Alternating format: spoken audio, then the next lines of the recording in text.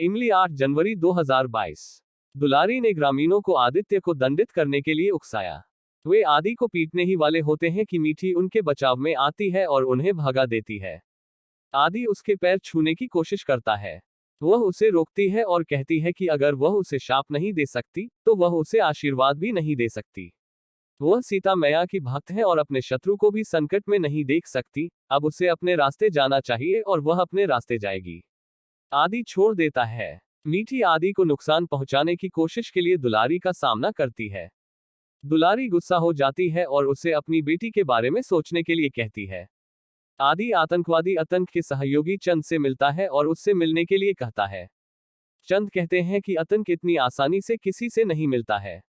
मीठी इमली को फोन करती है और उसे आदित्य के सुरक्षित रूप से पहुंचने की सूचना देती है। इमली उसे उस पर नजर रखने और जब तक वह वहां है तब तक उसकी रक्षा करने के लिए कहता है। आदि चंद से कहता है कि वह राक्षस आतंक की कहानी नहीं लेगा बल्कि उन लोगों का साक्षात्कार लेगा जो आतंक से परेशान है। वह उन्हें इंटरव्यू के लिए बुलाता है। दिल्ली में इमली ने न्यूज ब्रॉडकास्टर से पगडंडिया पीजीडी का न्यूज फीड दिखाने को कहा। वह उसे आदित्य का न्यूज फीड फॉरवर्ड करता है।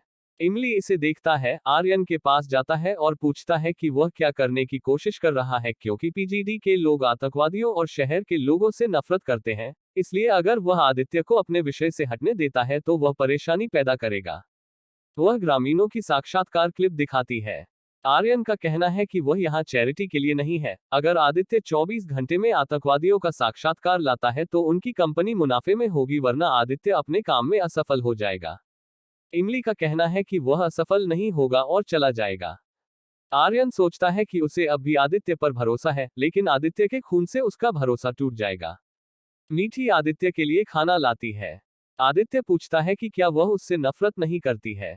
वह कहती है कि आतंकवाद, नफरत, तलाक भारी शब्द हैं और वह उनका बोझ नहीं उठा सकती क्योंकि उन्हें अपनी बेटी का दर्द उठाने की जरूरत है।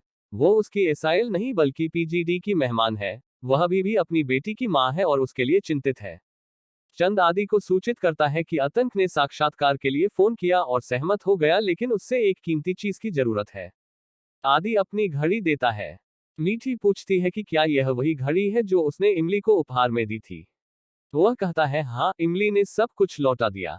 राधा अपर्णा से किसी का नंबर देने के लिए कहती है और उसे साथ ले जाती है।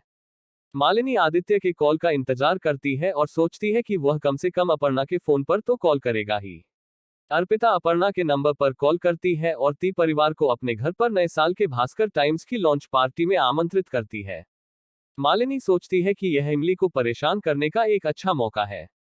वह अपर्णा का फोन लौटाती है और उसे नर्मदा के कॉल के बारे में सूचित करती है जिसमें उन्हें नए साल की पार्टी के लिए आमंत्रित किया जाता है। अपर्णा पूछती है कि क्या आदि ने उसे बुलाया था। मालिनी ना कहती है और चली जाती है। अपर्णा सोचती है कि वह इतनी आराम से क्यों लग रही है। इमली के सहयोगी ने एक अन्य सहयोगी को डस्टर पास करने के लिए कहा। इमली पास से गुजरती है और डस्टर उसे मारने वाला होता है जब आर्यन उसे पकड़ लेता है और उसे सावधान रहने की चेतावनी देता है। वह कहती है कि वह उसके पास आ रही थी क्योंकि आदित्य ने 24 घंटे पहले एक न्यूज फीड भेजा था। आर्यन का कहना है कि वह फुटेज की जांच करने में दिलचस्पी रखता है और जांचता है कि आदित्य ने दिलचस्प तरीके से कवर किया है या नहीं। वह कहती है कि आतंक एक खूंखार अपराधी है जो आदित्य को नुकसान पहुंचा सकता है। आर्यन का कहना है कि आदित्य ने खुद इस असाइनमेंट को चुना है। उन्हें पहले कंपनी के मुनाफे की चिंता है और फिर आदित्य की जिंदगी की। वह कहती है कि उसे आर्यन के बजाय अपना नाम बदलकर मनी प्रिंटिंग मशीन रखनी चाहिए। कर्मचारी उसे बताता है कि पीजीडी से लाइव फीड शुरू हो गई है। वे आदित्य का लाइव इंटरव्यू देखते हैं जहां आदि पहले पूछता है कि क्या उसने डिजाइनर मास्क पहना है क्योंकि उसके बॉस को जानने में दिलचस्पी है।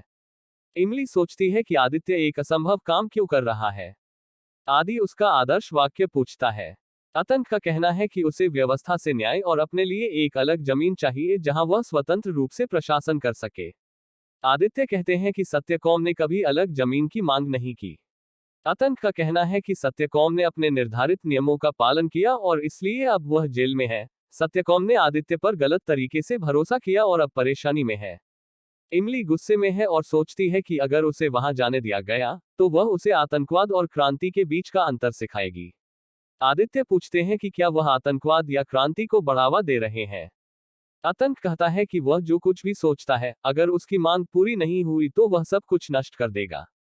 समाचार फीड खाली हो जाता है। तकनीशियन आर्यन को बताता है कि आतंक के आदमियों ने डिस्कनेक्ट कर दिया होगा। इमली को लगता है कि आतंक पीजीडी से नहीं लगता है, फिर वह पीजीडी का नाम क्यों ले रहा है। मीठी घर लौट आती है। दुलारी अपने पूर्व एसाइल आदित्य से मिलने के लिए उसका सामना करती है। ग्रामीणों का कहना है कि वे उससे आदित्य को पानी की एक बूंद भी नहीं देने देंगे। मीठी पूछती है कि क्या उसे किसी मेहमान को भूखा रहने देना चाहिए। वे कहते हैं कि उन्हें परवाह नहीं है क्योंकि शहर के लोग आते हैं और उनके गांव को बर्बाद कर देते हैं। मीठी का कहना है कि आदित्य उनकी मदद कर रहा है। उनका आरोप है कि उसकी बेटी उसकी तरह गर्भवती होगी और उसके जैसी नाजायज संतान को जन्म देगी। वह अपनी बेटी के बारे में बोलने की हिम्मत न करने की चेतावनी देती है। वे उसे मारने के लिए पत्थर उठाते हैं। दुलारी ने उसे बचाया और उन्हें भगा दिया। वह इकली के बारे में चिंतित महसूस करती है।